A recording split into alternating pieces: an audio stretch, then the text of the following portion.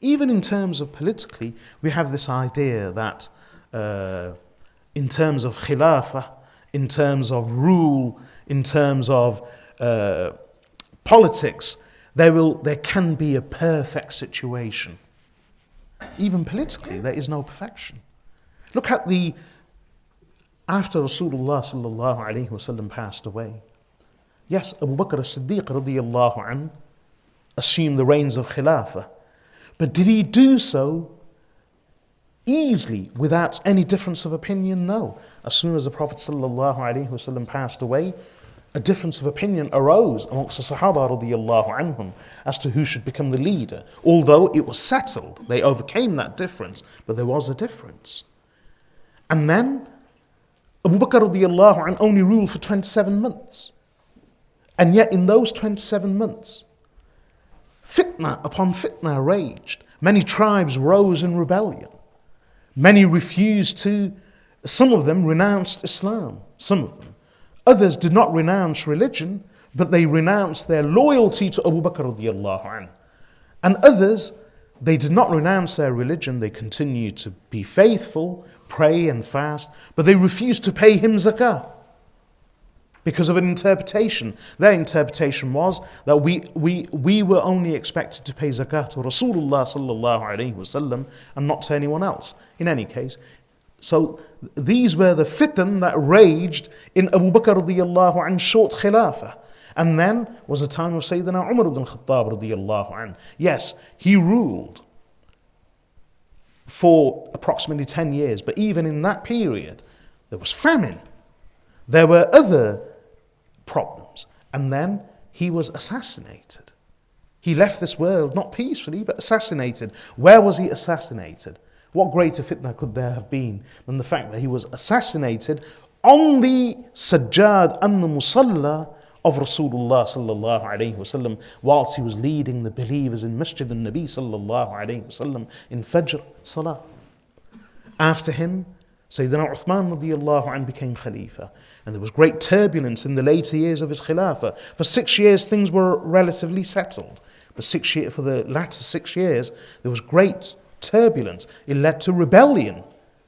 And this was during the time of the Sahaba radiyallahu anhum. Although the rebels were not the Sahaba, they were non-Sahaba. And then it led to his own martyrdom. And then Ali radiyallahu anhu's Khilafah. And then during that time, there was opposition to Ali radiyallahu anhu and strong differences from amongst the Sahaba radiyallahu anhum. We know of the famous battle of Jamal, the battle of the camel, where on the one side you had one of the wives of the Prophet sallallahu alaihi wasallam, al-Mu'mineen Aisha radiyallahu anha. You had many of the other senior Sahaba. On the other side, you had Ali radiyallahu anhu and many of the senior Sahaba. That was, to all intents and purposes, it has been described by historians as the civil war. It was the first civil war. And then after the time of Uthman radiyallahu anhu and Ali radiyallahu, in fact later during Ali radiyallahu anhu's reign, there was the Waqat al-Siffin, the Battle of Siffin. Again, another civil war, that as historians have described it. And then Muawiyah ibn Abi Sufyan eventually became the ruler after Ali radiyallahu anhu. Hassan radiyallahu anhu, the eldest son of Ali radiyallahu anhu, came to a truce and agreements with him. Things were relatively peaceful till Muawiyah ibn Abi Sufyan departed from this world. And then his son Yazid took over. As soon as Yazid took over, what happened? Many of the Sahaba radiyallahu anhum refused to pay him homage and accept him as a leader. Abdullah ibn Zubayr radiyallahu anhu set up his own khilafah in Makkah al-Mukarramah. And this was a rival khilafah to the khilafah of the Banu Umayyah in Damascus. There were many battles. There was a massacre just outside al-Madinah al-Munawwarah, known as the Harra, the massacre of the Harra. And Sahaba radiyallahu anhum were killed in that period. Eventually, the Kaaba was bombarded by mangonel and catapults, and it was set on fire, and by the Umayyad army. They laid siege to Makkah al-Mukarramah. These were Muslims fighting Muslims.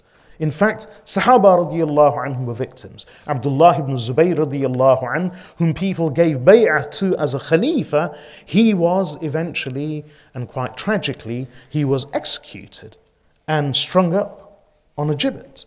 and his mother had to retrieve his body. Asma radiyallahu anha, the daughter of Abu Bakr as-Siddiq radiyallahu anha, the sister of Aisha radiyallahu anha, had to retrieve the body of her own son in her old age. And he was a sahabi of Rasulullah sallallahu alayhi wasallam. So, and this was in their time.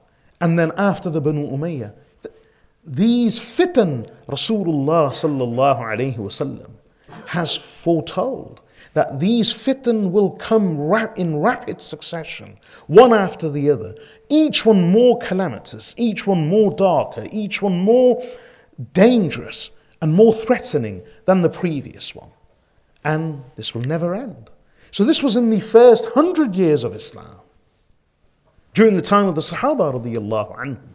So even politically, even socially, this idea that there won't be fitan, the world will be filled with fitan and chaos. In religion, in our families, in our lives, around us. What matters is that we don't seek perfection in the outside world. Rather, we seek perfection, some degree of perfection, some degree of completion, some degree of fulfillment within. That's the only place where we can find.